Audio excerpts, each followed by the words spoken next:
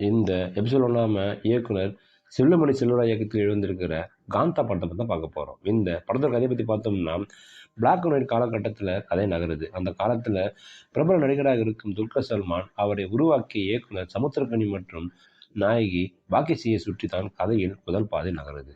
இயக்குனர் சமுத்திரக்கனியின் கனவு கதையாக உருவாகும் திரைப்படம் சாந்தா.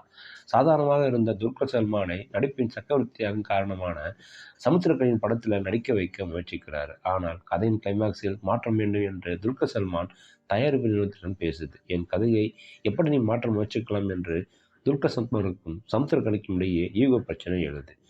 இந்த ஈகோ பிரச்சனைக்கு இடையே படத்தை எப்படியாவது முடிக்க வேண்டும் என்று சமுத்திரக்கனி நாயகியின் அடாவடி பொறுத்து கொண்டாலும் தான் எழுதிய கிளைமேக்ஸுடன் படம் முடிய வேண்டும் என்பதில் உறுதியாக இருக்கார். இதனிடையே துல்கர் சல்மான் மற்றும் நாயகி பாக்கியஸ்ரீ இடையே புரிதல் ஏற்படுது.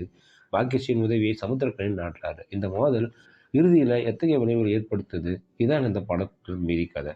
இந்த படத்தில் பழம்பெரும் நடிகர் கதாபாத்திரத்தில் நடிப்பு சக்கரவர்த்தி என்ற பட்டப்பெயருடன் நடித்திருக்கும் துல்கர் சல்மான் நடிப்பில் பிச்சு உதவிருக்கான்னு சொல்லலாம். அவரது தோற்றம், பிரமிக்க வைக்கும் நடிப்பு கதாபாத்திரத்திற்கு கச்சிதமாக பொருந்திருக்கு. பழம்பெரும் இயக்குனர் கதாபாத்திரம் நடித்திருக்கும் சமுத்திரக்கனி வேறு ஒரு பரிணாமத்தில் அசத்தலாக நடிச்சிருக்கிறாரு. நாயகியாக நடித்திருக்கும் பாக்கியஸ்ரீக்கு அந்த காலத்து நடிகையின் முக அழகு கதாபாத்திரத்துக்கு நியாயம் செலுத்திருக்கான்னு சொல்லலாம். காவல்துறை அதிகாரி நடித்திருக்கும் ராணா ரகுபதியின் நடிப்பு அதிரடியே அமைஞ்சிருக்கு. படத்தில் இடம்பெற்றுள்ள பாடல்கள் மற்றும் பின்னணி இசை படத்திற்கு பலம் சேர்த்திருக்குன்னு சொல்லலாம்.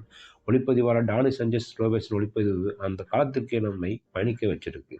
பழம்பெரும் நடிகர் ஒருவரின் கதாபாத்திரத்தை மையமாக கொண்டு இயக்குனர் இயக்கியிருக்கிறாரு. அதை திரைக்கதையாக மாற்றி சுவாரஸ்யமாக நகர்த்தி சென்றிருக்கிறாரு. படத்தின் நீளம் சற்று அதிகம் என்றாலும் ஆங்காங்கே சில தொய்வுகள் இருந்தாலும் படம் ரசிக்கும்படியும் விறுவிறுப்பாகவும் செல்லுது.